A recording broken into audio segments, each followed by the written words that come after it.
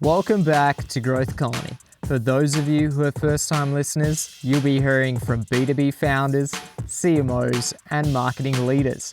We chat about the newest and most effective tools and strategies in the B2B space.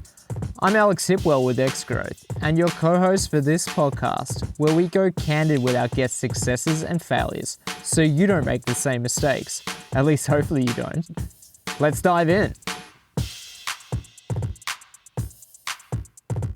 Now, let me get started with introduction. I usually do a poor job at introductions, but I'm going to give it a try. So at that end, we have Aaron. Aaron is the founder of KX Pilates and has grown the franchise to 55 studios internationally with $20 million per annum.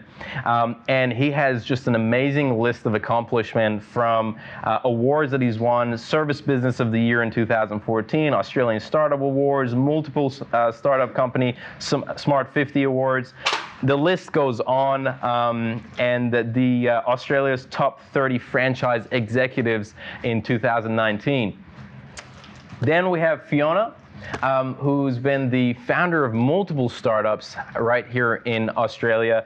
To name some of them: Startup Hub, Art Hub, Screen Hub, Remessenger, and currently she comes back from a broadcaster background from working with ABC Radio, and now she's a founder of a company called EdSmart, which does a lot of work on education and modernizing the education industry.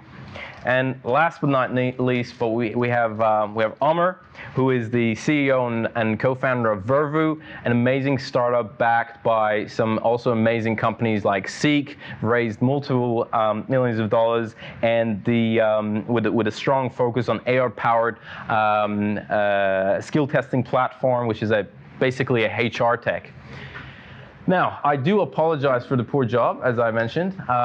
Is it possible for you to maybe give a 30-second quick intro as well? And anything that I missed that you think would be relevant? Aaron, you wanna go Sure. first? It's a good thing you're in a franchise business when the PR gives stats that then things have changed, because now we're at 60 studios, 25 million last financial year, which is fun.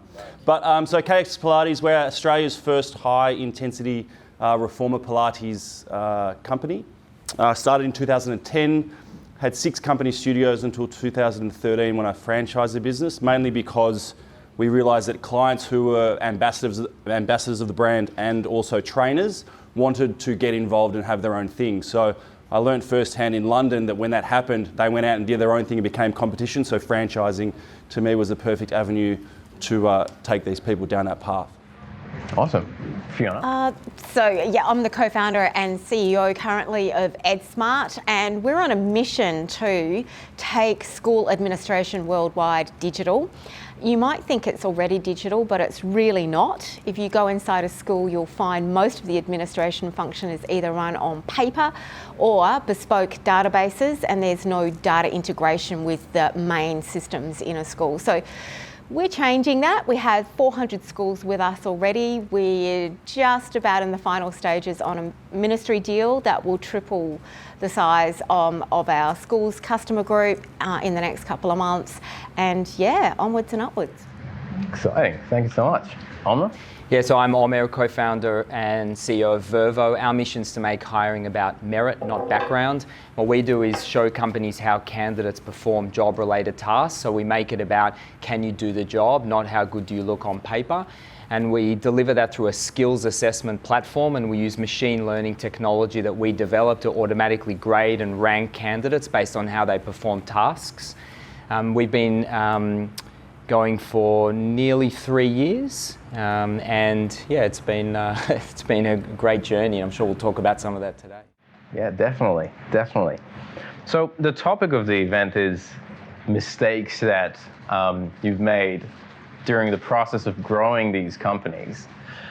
I first want to maybe start with how you would define growth, right? Because a lot of people have different definitions, especially in the early stages. People look at number of headcounts, look at revenue, look at, there are different numbers that people would consider as growth, right? So maybe Fiona, with yourself, how do you define growth? Oh, that's really tricky. I don't use headcount because I really would be happy if we could run 1,000 schools on the current size team that we have, which we can't. If we had, when we have 1,000 schools, we'll need a couple more customer service and customer success people. For me, it's more growth is around being able to get past that point where you've solved the major problems involved in taking your mission out there, and you truly have key components in place so that you can scale. And we're not actually quite there yet, but we've gone an interesting route. We've gone 3 tiers. So we created a universal technology that's a generic solution to solution to a universal problem is what we created, which meant that we could go into any school system in the world and still be relevant, and our technology could be deployed there. So we're a little different. Growth for us is we use single school sales to prove the concept and to get people using it and to get customer feedback. We then went and got a couple of network customers. So one was a 160 school group, and the next, as I said, I can't say who it is, but we have a ministry deal that is just, you know, the deal is done. We just have to prove the pilot and put it to bed. But with that, for us, growth for me was proving those 3 things. The technology could be deployed into those 3 market segments. Like, we're now at the point, I think, we could do a super big deal, like integrate to, let's say, a student management system in China or similar, and maybe be white labelled inside someone else's platform. For me, that's growth. And not so much revenue, because our revenue is lumpy. But when we have deals of that scale, obviously revenue scales off a non-linear base. Amazing. Yeah. Aaron, what about you? Personally, growth, different for personal and business, I suppose. But actually, they're kind of intertwined. Personal growth for me is being better tomorrow than you were today. KX stands for the Kaizen experience. So Kaizen, obviously, the philosophy of small and ongoing improvements, which is run throughout our business. So if the people are growing and developing, the business is growing and developing, obviously it's easy to say headcount, but our retention is really, really important as well. Growth of studios in the business, but saying that sustainable growth. We never wanted to be, everyone asks what's the number, how many are you going to get to when you've got other studios out there, the F45s of the world doing hundreds and thousands of studios, but we don't necessarily look at the growth of studio count. We look at the opposite way in terms of we don't want to shut any down. So it's just a very, very different mentality of looking at it. It's quality, recruitment, it's great people, and growing probably a bigger family, and then everything else kind of comes from that. Gotcha. Omer? Yeah, so I think there's the dictionary version of growth, which is bigger. And there's growth as a methodology, which is growth in the North Star metric. And I think of it in terms of phases. So there's a phase pre-growth, which is you're trying to figure out if you're solving a relevant problem, and you're doing that in a non-data driven way. You're doing customer development, which is what founders do. You're trying to answer the question of, is this thing that I've built, does someone want it? Is it relevant? Does it solve a problem?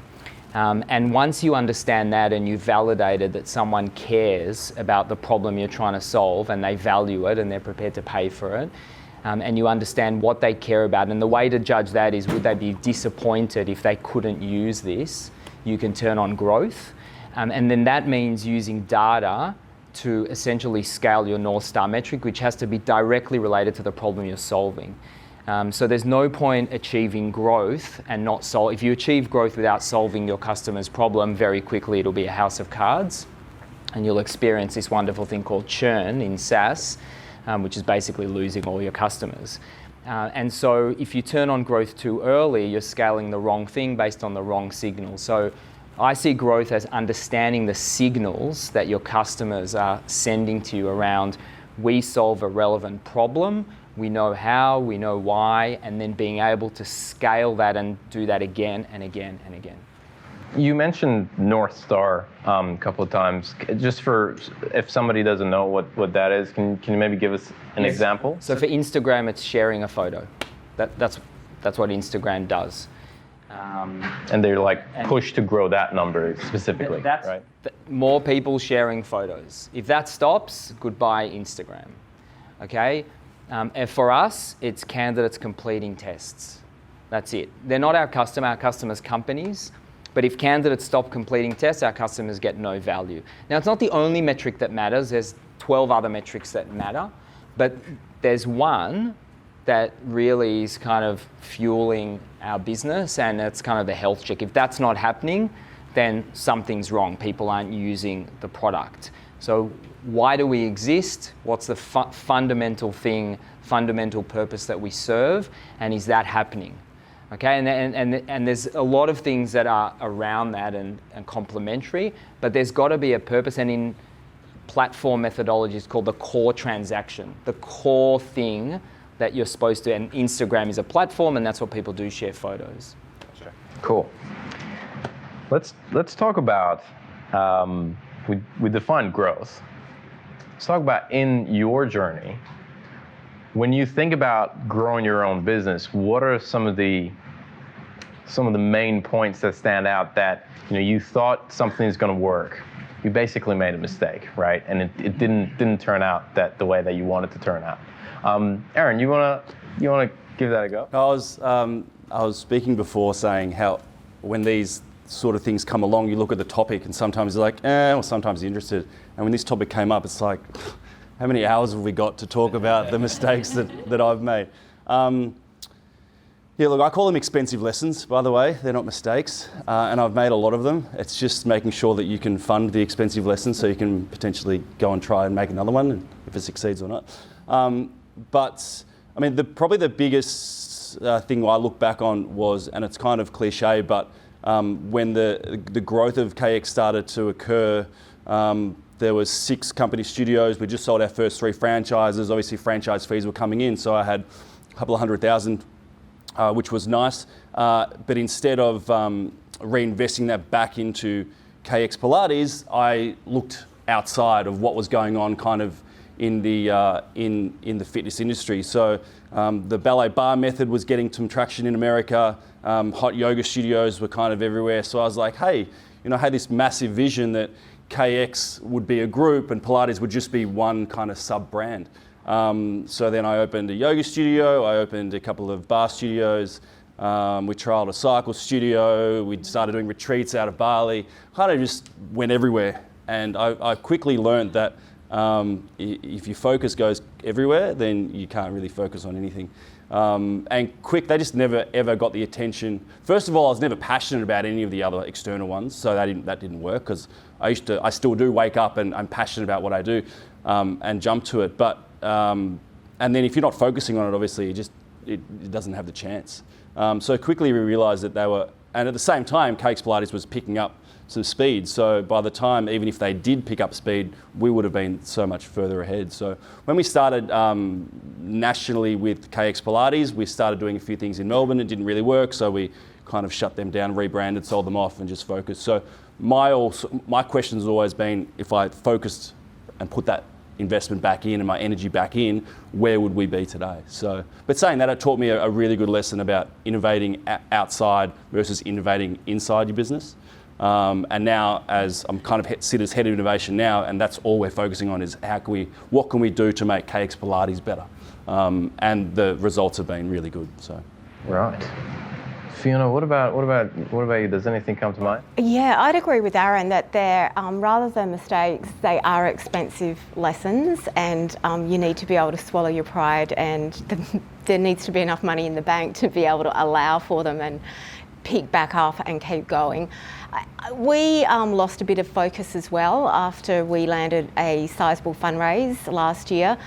Some of the people on my team that previously had been fantastic, it kind of changed their mindset a little bit, and they thought, yeah, we can coast now.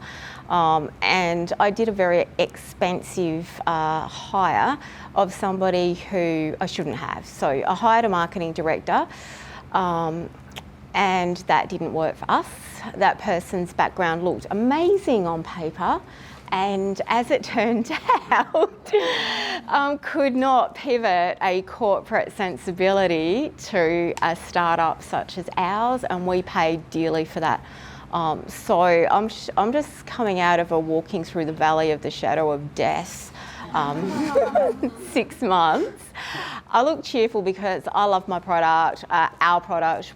I believe in it so much that it didn't kind of matter what double, triple bend back I had to do to hurl this thing up the mountain. I was going to do it. And as it is, at the end of that valley of the shadow of the death, we are much leaner, faster, and doing the best sales we've ever done. So I call it like burning off the dross.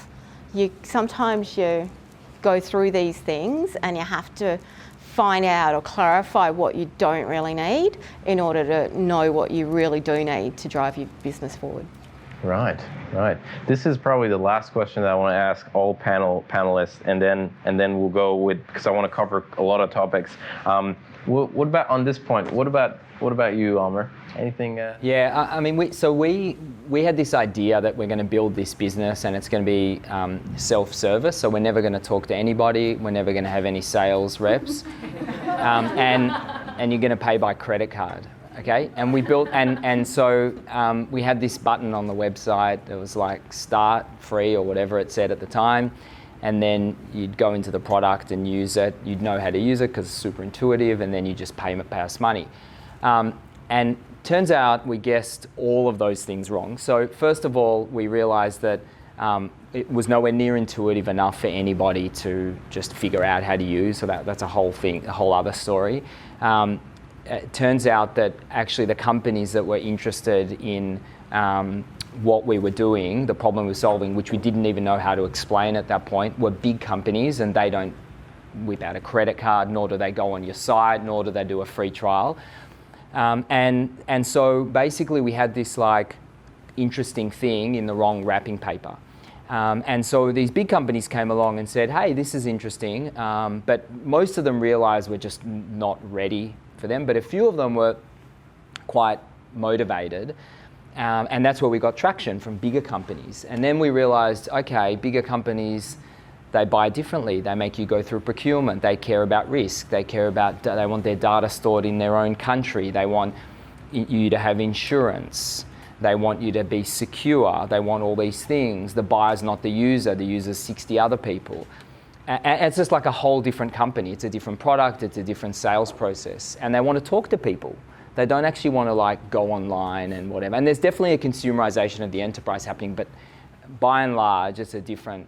And so what we had to do was respond to the market and say, okay, we thought the traction was going to come from lots and lots of small companies doing small deals, but actually it's going to come from fewer companies doing big deals, and actually we need to organize our shit very differently, basically, and what we call button up for the enterprise. And we did all that, and we still think that we're going to longer term have lots and lots of small businesses, but it's just, it has to be organized very differently, and it's going to take longer, but the early adopters are big companies. So because we guessed wrong in the beginning, we had to go through, like, there was an opportunity cost of not getting, like you mentioned, how much quicker could we have grown instead, but also we had to like invest in all these things to be enterprise ready. And you know, that's just an expensive mistake. And you know, I lose sleep over, could we have avoided it? Could we have done better research, known this, known that? But at the end of the day, some of this is kind of like, you know, fumbling your way through in the dark and guessing wrong, but being really quick and ruthless about identifying the mistakes and not worrying about sunk costs. If it was wrong, stop doing it and start doing the right thing. And that's, I think, one of the key skills of a founder, is to be able to identify that, not have any ego or pride about it, and say, actually, we made a shit decision, we're going to stop and now make the right decision. That's it. And corporates, what they do is continue with the sunk cost, and they get wedded to that. And if you don't react quickly, then the money's going to run out very quickly. Right. Usually somebody gets fired in corporates when... and in startups sometimes. Yeah, well, startups, they get fired a lot more. The CEO. Fair enough. Let's flip the coin. And I want to know if there definitely has been mistakes, as you mentioned. Have there been any silver bullets? Meaning something that you thought it's not going to work, but it worked amazingly well, or you kind of came across it by accident. Has that happened? Maybe Fiona, if you could shed some light. I've got two, Shahin. One was from Arts Hub days when I founded that with my technical co-founder in 2000. And literally we had an arts management consultancy. You'll remember the GST came in, and as that was on its way in, a bunch of contracts that we had that were council contracts, they just didn't know how the impact of the GST was going to fall for them, so they just cancelled their contract. So we had like $100,000 of future revenue for this two-person consultancy just wiped out. And I hadn't been that keen on the consultancy anyway. With my background at ABC Radio, I was one of those nerds who actually uploaded via satellite my program material into my friends' show in Cairns, right? Just because we could, and no one used ABC Sat 2. You know, it was sitting there, so we used it. So for me, I wanted to be online. I had an early email address and access to abc2.net.au. I could see where the internet could go, and I was wondering why we were doing this consultancy, you know. And so I said to my partner, look, how about you get off the phone and stop giving advice to all your friends around the country about arts talent, and you just write up those jobs instead of giving them advice on who could do the job. Write it up and let's do a little website and create a jobs list just around arts jobs. So we did that, and we had a list that we emailed to our 17, that was the total of customers we'd had at that point, 17 consultancy customers. And across 6 months, we asked people to join the list if they liked it. And we had 3,500 within 6 months. And then October 25th, 2000, we turned off the free list and we had a full site, and 1,000 of those converted from that email list into paid customers. And that's what got the Arts Hub community away, which I thought at the time, it was very fraught because, you know, you just don't know whether it's going to work, and you have a baby and you have all these responsibilities. But it did work. It went fabulously well, and it created a new business. And a second one is an EdSmart one, and this is probably, you know, you can get really data driven, but you can be the opposite as well, which is, I'll give you an example in point. In our market, we deal with a lot of ICT managers, and they do like the data and they do like the metrics. They also like a good story. And we had a network that we had on the hook, and I was on the phone to them, but the night before I'd been up all night with a hospital in Bangkok because my son had fallen ill with appendicitis in a remote village in Laos. Two teachers drove him to Vientiane, to the Australian Embassy, and to the Laos hospital, and under no circumstances did the embassy say, should you allow the operation to occur in Laos. So the insurers decided he had to be flown immediately to Thailand for emergency surgery. So he was, and through the night I was giving permissions for all sorts of medical procedures, including for my poor son, a bariatric enema, which he spoke to me about later. The thing was, I had this network customer on the phone, and he said to me, look, we're going to put this tender out for a product like yours, and we're checking out a company in the UK, a company US, and you guys, and you sound really great. And I said, well, we can't do a tender. We're a two-man band. And he goes, but I love your technology. And I said, okay, well, you'll have to find another way then. And I have to go and get my taxi and go to the airport and go and meet my son. So as it was, I think it was the urgency in that phone call, the fact that I went through something that his boss, who was in charge of compliance at this large network of 160 schools, what kept her up at night was all these things that could go wrong out on excursion, out on this school venture, and that we had the empathy and the compassion to see it from their side because we'd lived it. Wow. Lived experience and sharing it, being willing to share, I think. That's amazing. That's amazing. That's quite a story. And your son all good?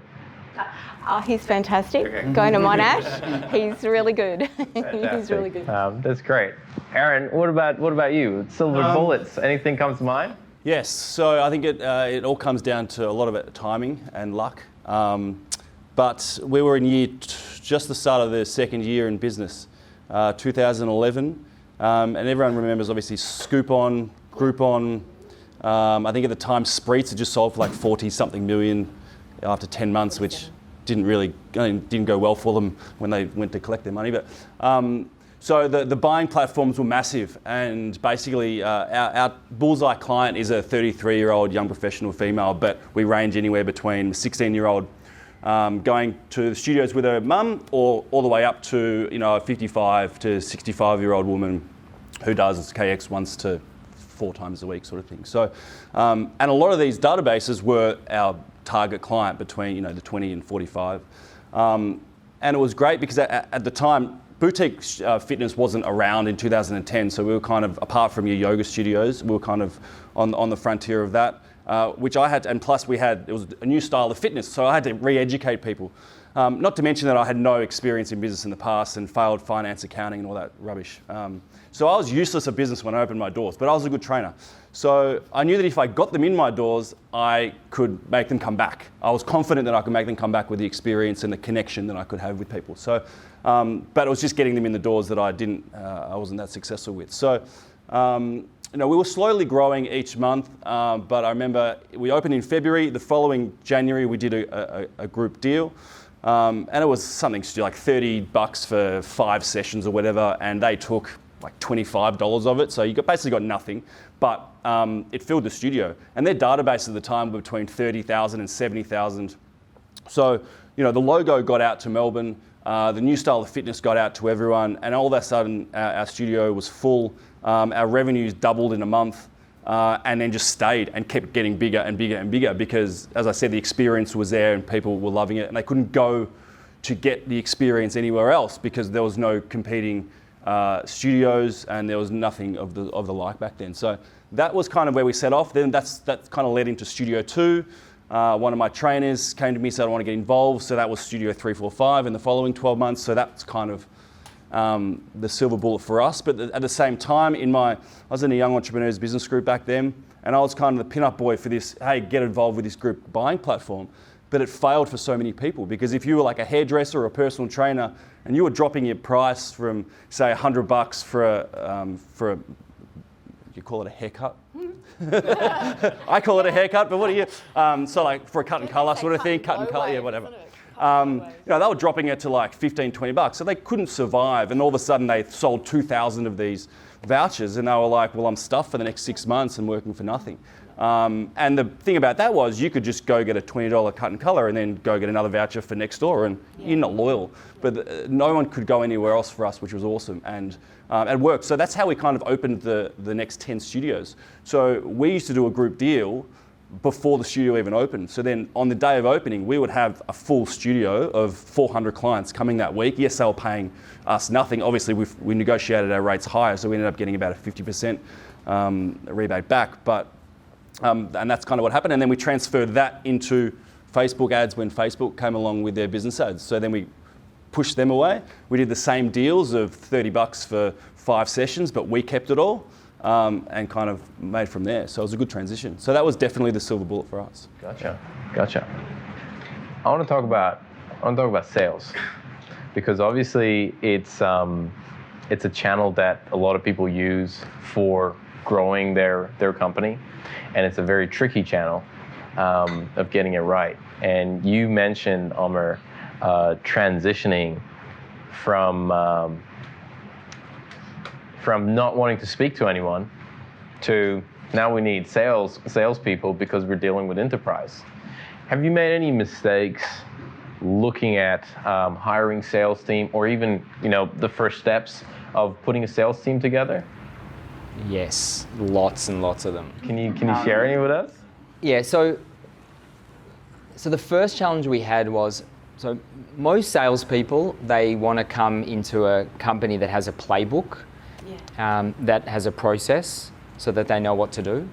And they typically are divided into two groups, farmers and hunters, or SDRs, so sales development reps, people who get leads, and leads can come from marketing as well, or farmers are people who kind of receive, or closers, so people who receive existing leads and then work with the clients to close a deal. And we had no sales process. We didn't know how to explain our value proposition. We didn't know who we're selling to. And so literally anybody who we would have hired would have been the wrong person, because we didn't know what we didn't know what to tell them, and we didn't know what kind of salesperson they needed to be. So we needed someone who is what we call a Renaissance salesperson, someone who can come in and figure things out and develop a playbook. And that's a very small sample of people. And the problem with sales reps is they like to get paid.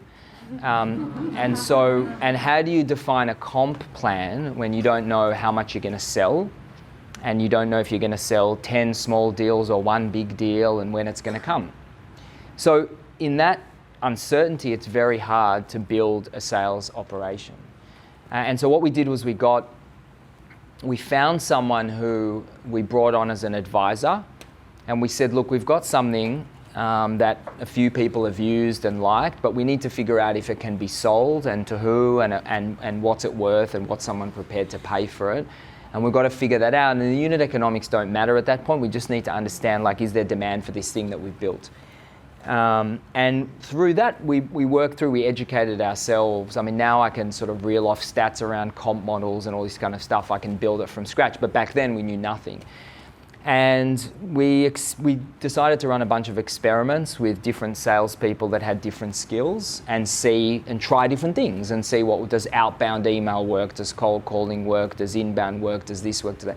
And now we have a sales process, we know days to close, conversion rate, we know everything. It's all data, we use Salesforce, everything's measured.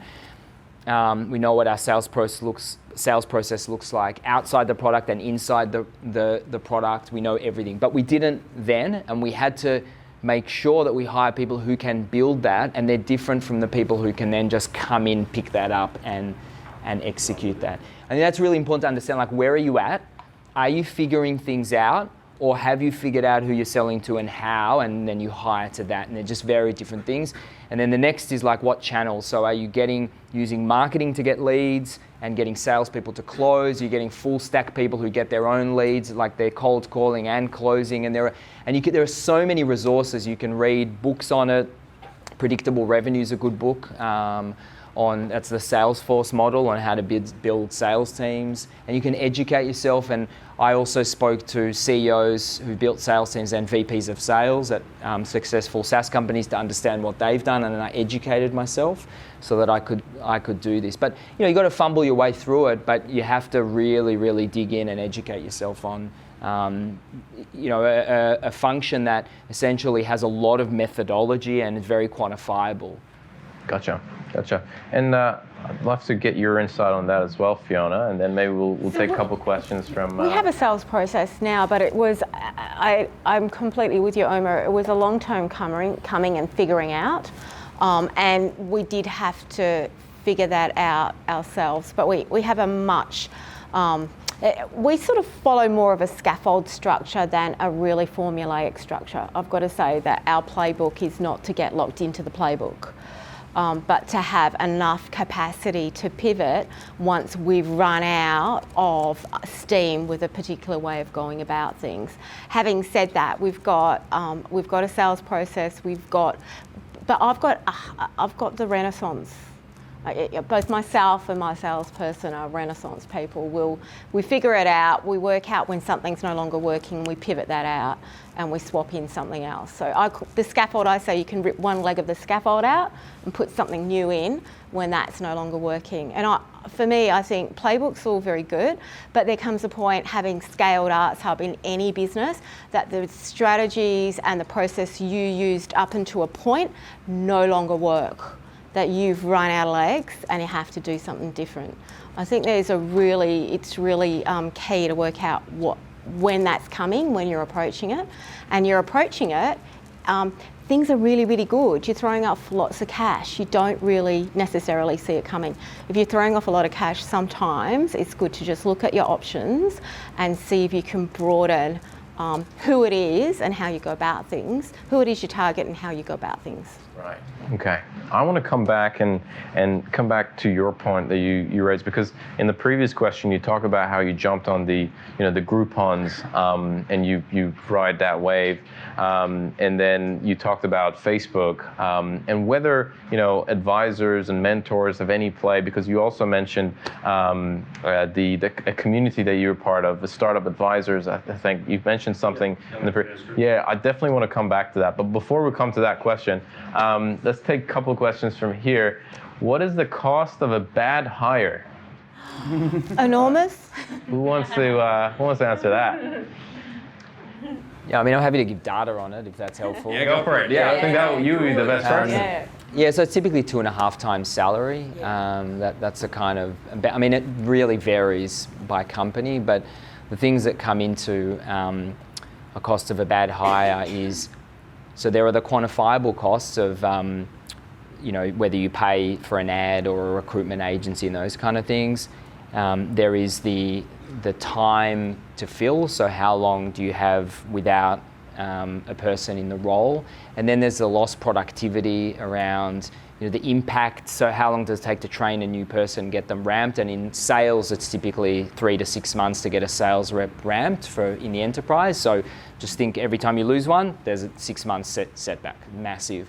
But then there's also the impact that it has on the team and the tax on the recruitment team to continue to replace as opposed to grow. So it's just enormous, and it's actually the biggest problem in recruiting and the least understood problem. So most people are trying to solve other problems except for bad hire, because it's very hard to identify what's involved. So most of the recruitment solutions out there are trying to alleviate recruiter pain, like make it faster or make manual stuff automated. But actually this is the problem. The companies are hiring the wrong people, and they're at 30% turnover and they should be at 10. And so there are a lot of things that can be avoided, not all, because it's a game of information asymmetry, and until you've worked with someone for a year you don't fully know, but you can get a lot closer to that with a good hiring process, and there's some missed opportunities in that area. Yeah. Gotcha. Shall we take one more question? What kind of company is suitable to follow a franchise model, and when do we decide to franchise? That's great question. Not all businesses are franchisable, no matter what other people will tell you. And even if you've got a really popular business, that doesn't necessarily mean it's franchisable either. So it all comes down to the numbers, which I'm terrible at. But you pay really good people who are great at numbers to actually roll it all out and mimic it as a franchise. Another big mistake people make is you need to prove the model, but you need to prove it over time. So awesome if you can have one concept that does really, really well, and people will buy off the back of that, which is great. Some people then go, okay, I'm going to replicate that to 3 to 5, which is a smart move, but if it doesn't work, then you're screwed, because you've got to show them the averages of all 3, which even if one is dominating and one is losing money, then obviously comes up. And that's what at the end of the day, the amount of hype that someone can give you about how much they love your business, they're going to get advice, their accountant's going to tell you the business sucks and don't get involved, and then their hype just goes to nothing, because obviously they're in it to still make money, even though they might love your brand. So, a good friend of mine started a business that 1 was doing really well, 2 and 3 pulled it all down. She was looking to franchise it, no one wanted to buy. So that's basically stagnated and about to sell off. But if she didn't open those other two, potentially it could have been a huge success. Or if she just concentrated on one, or who kind of knows. But just the first thing to know is that you need to prove the model. You need time. I think the biggest mistake as well people make in this day and age is starting something and then wanting to flog it off and multiply it by 50 in the next 2 years. Franchising is a massive long game. They say in franchising you don't make money until 7 years, and you're just reinvesting back, because you make money in the first 0 to 30, or in my experience anyway, which I can talk about. 0 to 30 you make money, but you're the owner operator. From 30 to whatever it is now, 60 for us, you're reinvesting everything to grow your head office team. So there's all of your profits going back into salaries, growing, then comes into bad hires, people stuffing your business up and starting from scratch again. And you're always then plugging in people to like business development managers to help the network grow as well. And it only really gets to the stage of say 70 plus units where money starts coming in. So even now, like we just turned a profit in the franchising entity, because we have company studios as well, last financial year. And that was my choice though to reinvest, because we were looking, we're on a good growth path. But I say to people, if you just want to franchise for 30 and you want to stay involved as the head, awesome. If you want to go bigger, then and you need to hire people, CEO, I hired a CEO 9 months ago. They're not cheap. So yes, I could still be in there, and yes, I could be getting a salary, but I've chosen a different path and pulled out, and she's way better at doing what she's doing than I was. So I hope that answered the question. Yeah, I think it definitely does. Speak to people who have done franchising first. And you need to get your model right as well. There's so many different models in franchising. There's fixed fee, there's percentages, your royalties you've got to get right. So at KX we have an 8% royalty and a 2% marketing. But 2% because we're small revenue studios. So you're looking at the average booth studio earns $1 million a year, so 2%'s not bad. A KX earns between 350 and 600, so that drops it in half straight away. So 2% was nothing for us, and we want to be on top of the game and top of the industry. So I had to change my marketing fund two years ago. And what do you think my owners like? They didn't like me that time when I basically told them that their marketing fund was doubling to 4%. Next time they signed for their second 5 years, they wanted to shoot me. So the new guys coming on board know no different, so it's not a problem. But that's and it's a relationship piece, and you cannot fire franchisees. So sometimes it's actually worth opening far less, but owning them all yourself. So again, you need to model it out. Right. I could speak about franchising for forever, but it's a really fascinating business model. Sounds good.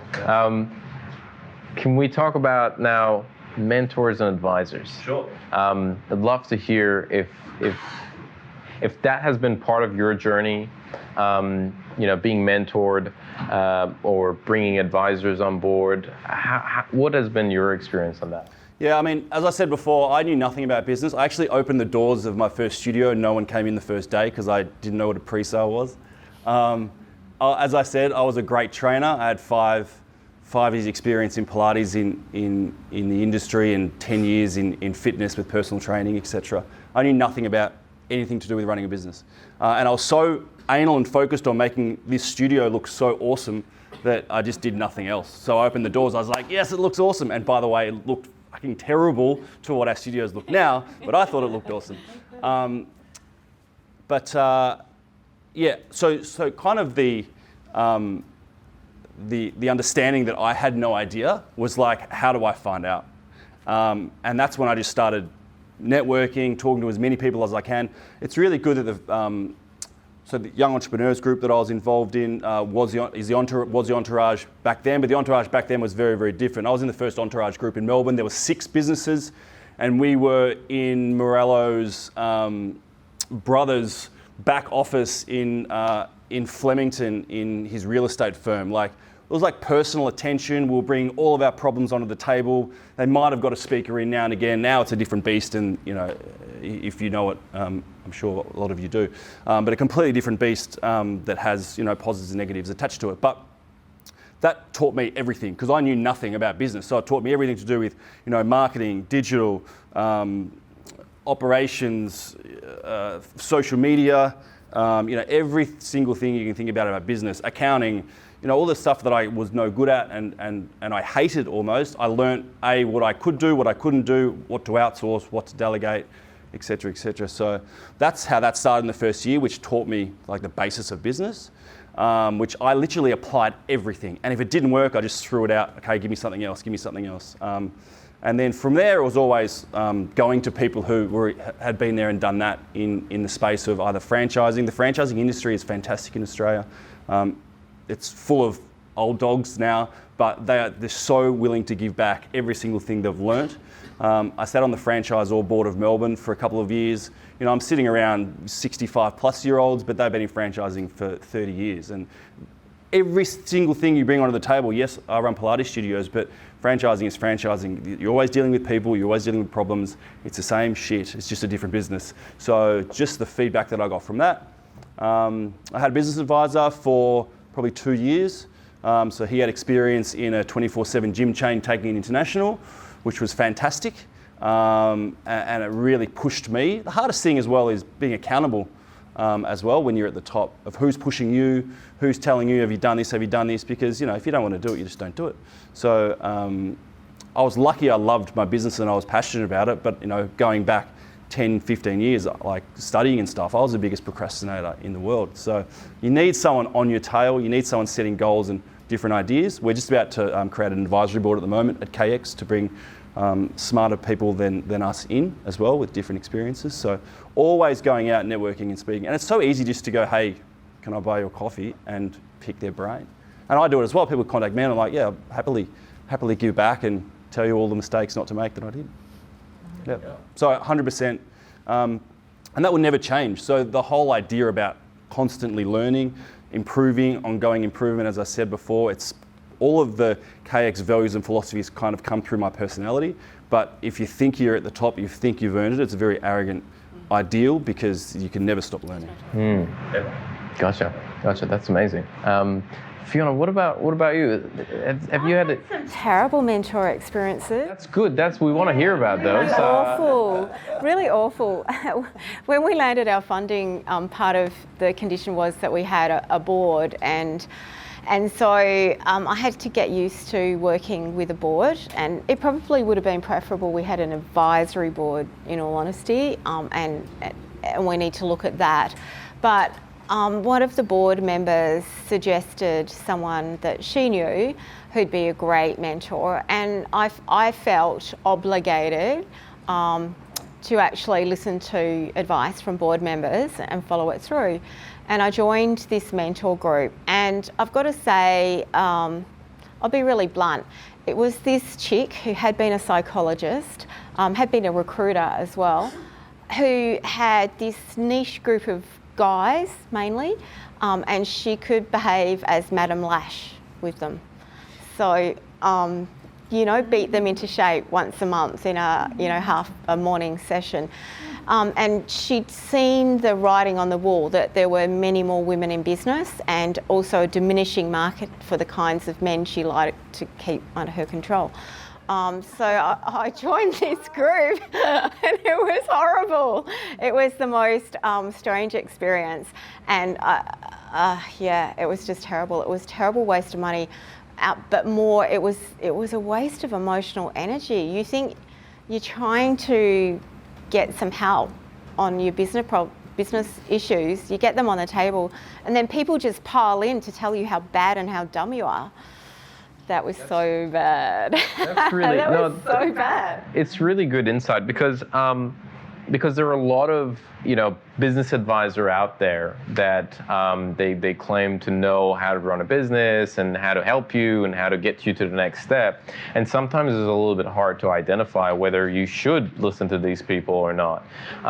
And Omer, I know that you are really big on advisors as well. And you mentioned you've reached out to people when you were putting the sales team together, and a couple other areas that we previously spoke about.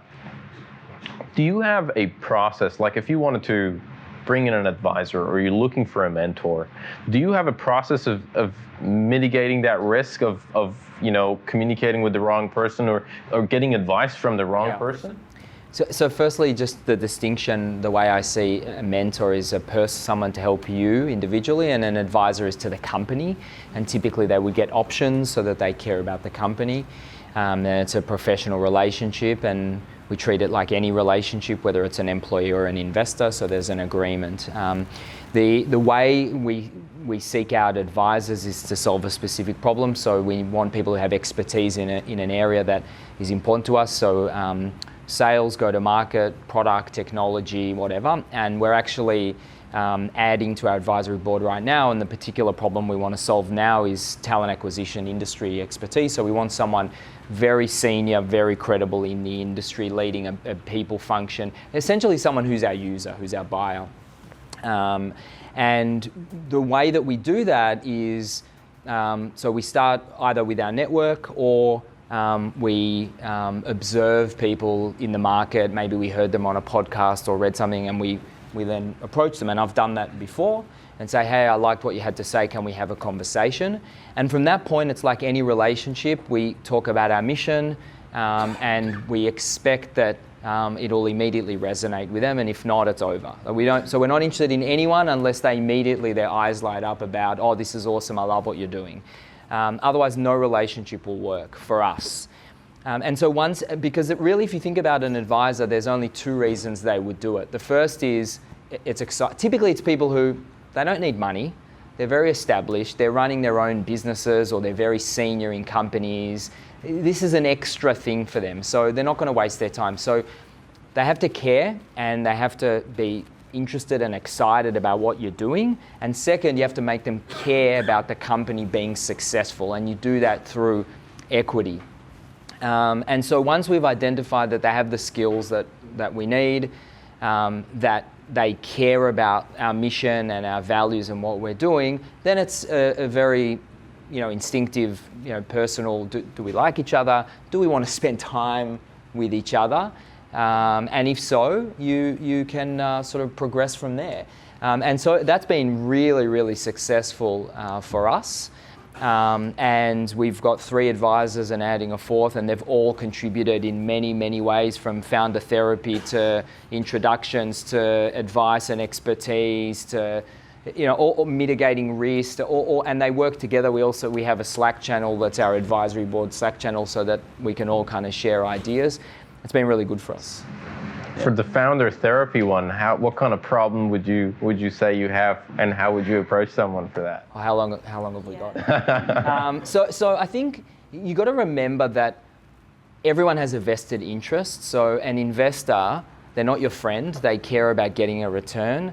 Now, they can be enormously helpful and friendly, but at the end of the day, there's something in the back of their mind that's going, oh, are you up for this? Is this going to work out for me?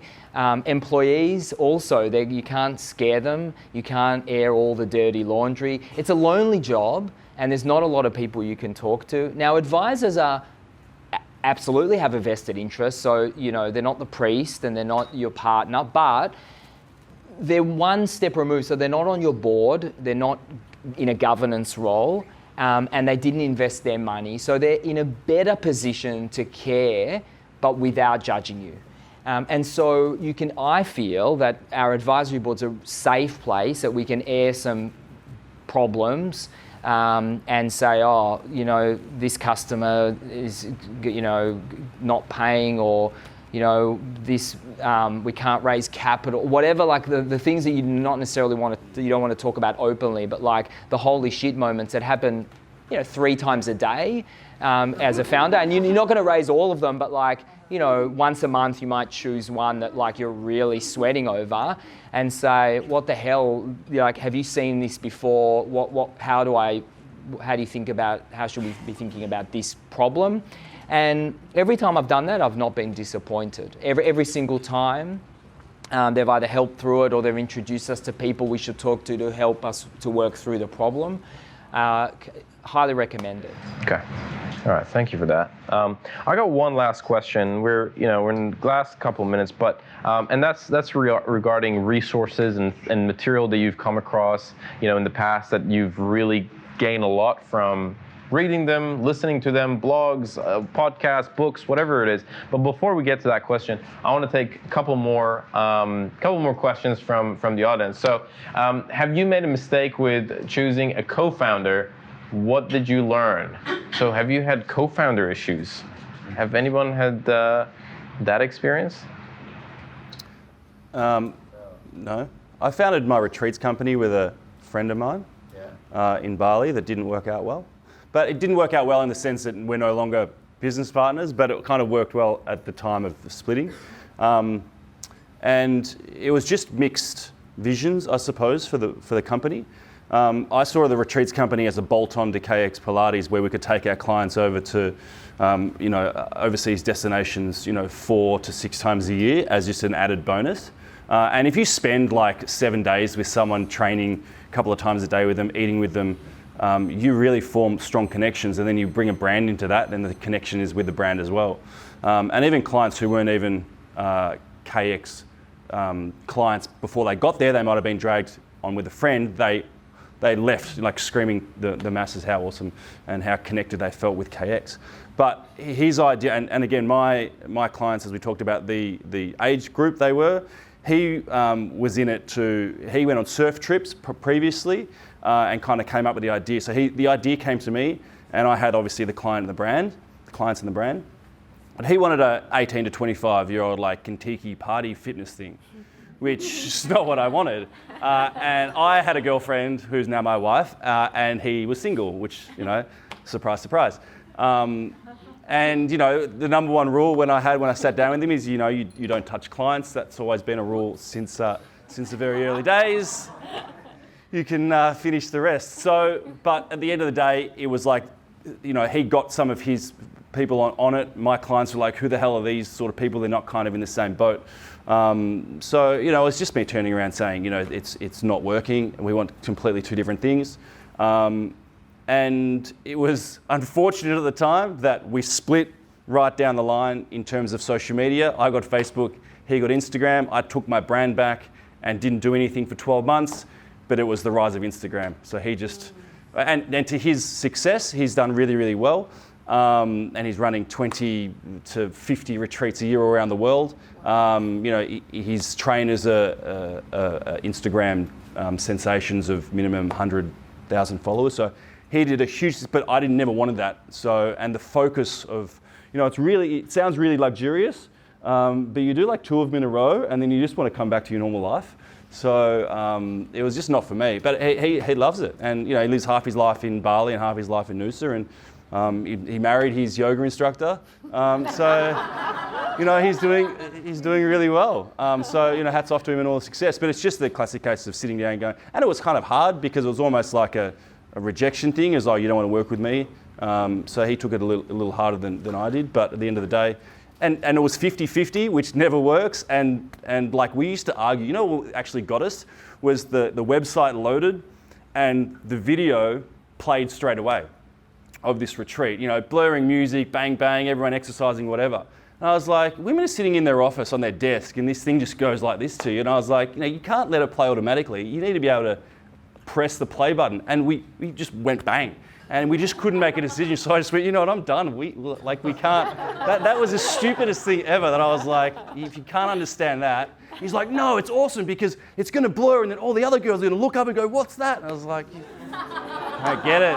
You don't get it. So yeah, ended that. But again, great time to end it. And, and it worked out well for both of us. I run my 4 to 6 and he runs his 20, and that's his main job, and that's my side things. All right. Yeah. Misalignment in visions and videos.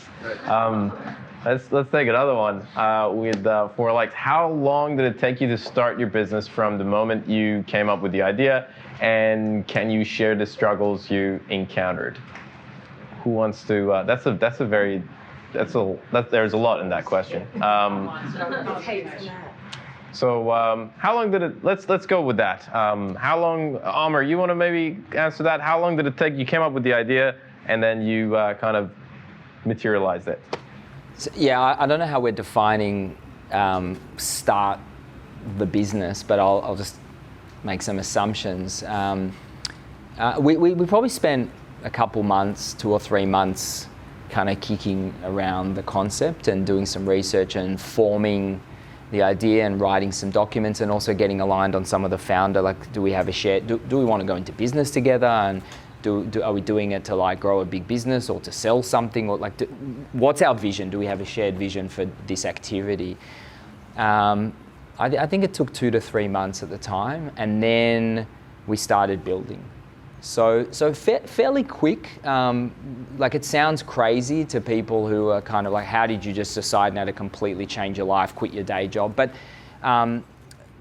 yeah, I don't know if that's, so to someone who's not in the startup game, that feels very quick, but to someone who's used to doing this, that's just normal. So that's probably the amount of time, and then we funded it with our own money in the beginning, and there was a period of time we were bootstrapped, and even then I don't consider it to be a business. It was still like we were like building something to see if it's something and using our own money, and then when we quit our jobs and raise capital, then it's like it's real now. Oh, so you were working at the time? Yeah, so I was working, doing this on the side, just had my son, just like everything going on at once. And then when I quit my job and sort of went public with this and raised capital, then it was like serious. It was real. Before that, it was like it was kind of like a side project that we were seeing. It's an experiment. How long did that take? Quit your job? So I think 6 or 9 months later. Okay. We did it for 6 or 9 months while working, and then quit when we got to a point where like we can get some customers, and then it's just very hard to moonlight. All right. Yeah, but everyone's different. It really depends what stage you're at as well. I don't think there's a formula for this stuff. Let's talk about resources, and I know that we're kind of going over time.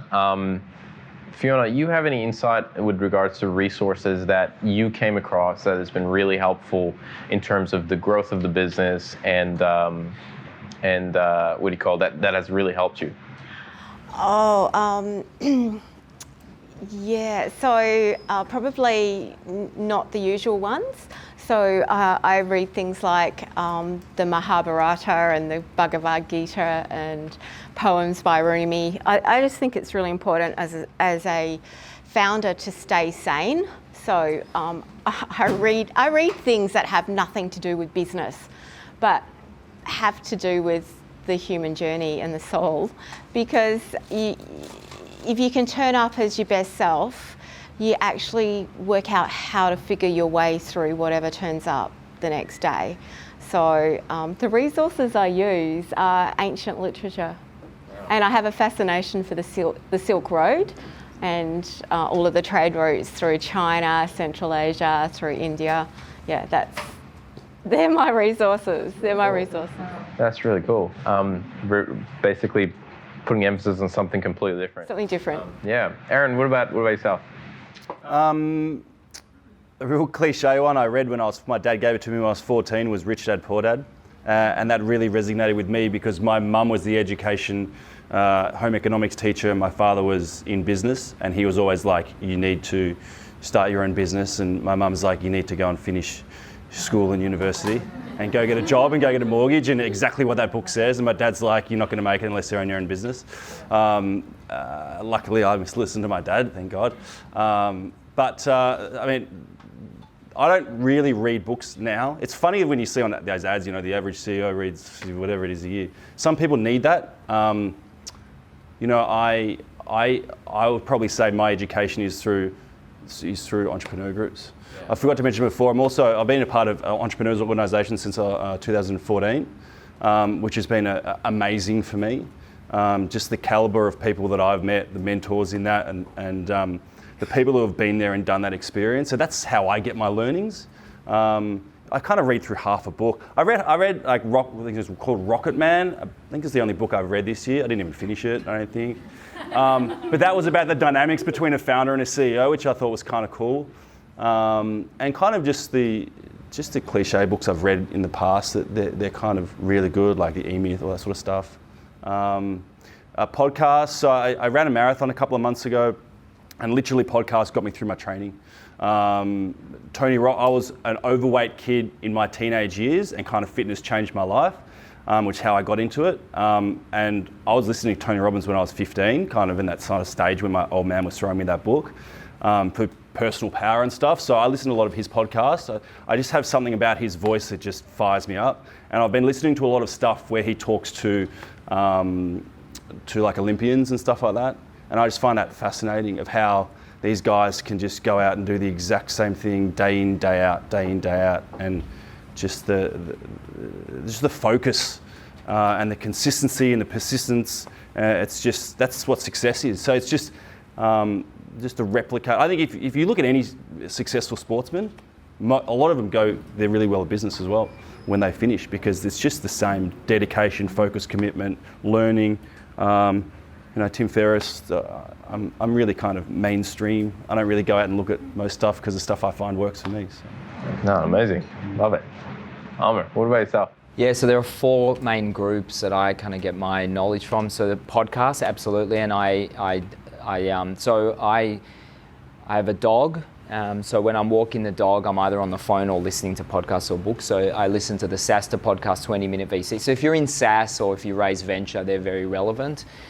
What were they again, just in case? SaaSta, the SaaSta podcast, and 20-minute VC. They're both Harry Stebbings is the host. But SaaSta in particular, if you're into sort of fast growth startup journey. Books, but I listen. So I have an Audible subscription, listen to books, and The Hard Thing About Hard Things by Ben Horowitz is a great example. And I listen to books about personal, my own growth. So there's a book now called Range, How Generalists Triumph in a Specialized World, which made sense of my whole life. Or books about specific topics. So that's the second one. The third one is I talk to people and get advice. I get energy from people, not necessarily a group, but one-on-one. So I other founders, and that's just the best. That's the only people who know what you're really going through. So we catch up and coffee and beer, and just like you can talk freely and feel safe. And then my wife, who just seems to, without knowing 90% of the facts, just seems to land at the right answer. So I'll just say to her, like, all this shit happened today, and she'll just say one thing. I go, oh yeah, why didn't I think of that? But that's because she knows me and she can read the situation. And so it's also good to have a person who's removed from, not removed from you, intimately close to you, but removed from the nonsense and the noise and the crap. And it can be a friend, it can be a parent, whatever it can be. But just kind of has a really healthy dose of common sense and a bullshit filter, and can just say to you, well, why haven't you fired that person? You've been whinging about that person for 6 months. I'm sick of hearing about it. And sometimes that's that, like, well, that's the reason. You don't need any more reasons to. So that's kind of, that's where I get my inspiration and knowledge. But I will say that I'm constantly consuming, constantly reading and listening, every single day of my life at the gym, and I'm constantly educating myself. And I've had to become a subject matter expert in things I knew nothing about, because I'm a founder and we can't hire all these people, so I've had to become. So educating yourself is a pursuit that will pay off every single time, and it's necessary if you're going to if you're in the company making business. You have to continue to do that, because you just don't know what is going to happen. I kind of do the opposite. I empty out. I mean, I think I gathered so much data, and I'm a bit older, that I'm now emptying out. It's like, if I can clear my mind, I can solve the biggest problems. And I've solved some really big ones recently. I think there's a time to gather in and to gather knowledge, and there's a time to prune. So I think I'm a bit more, that might be the way you do things, but it's not the only way. I think I'm more of like, okay, I've got a good filtering system now. I've got a good BS system. It's time to empty out, open up, take a really creative look at things. Right. Okay. Well, thank you so much. Now, there's one thing, if we could go back to the previous slide, there's one thing that I have not discussed with the panel members, and I cannot promise because I haven't discussed it. But I want to try this thing if it works. And the top 4 questions that we didn't get to answer, we are going to try to answer them in our Slack channel. So we have a Slack channel that you can become part of. growthcolony.org/Slack, and you could join that. And we are going to try to answer the top 4 questions that are raised in this evening that we didn't get a chance to answer. So we will be answering that. So make sure you join our Slack channel, and we'll go through this. On that note, just please help me thank the panel for all the amazing answers. Thank you so much. Thanks so much for joining us on this episode. If you enjoyed it, we'd love it if you rate and review it on Apple Podcasts or your platform of choice. And for more B2B growth content, check out our website, growthcolony.org. Looking forward to seeing you in the next episode. Have a great day.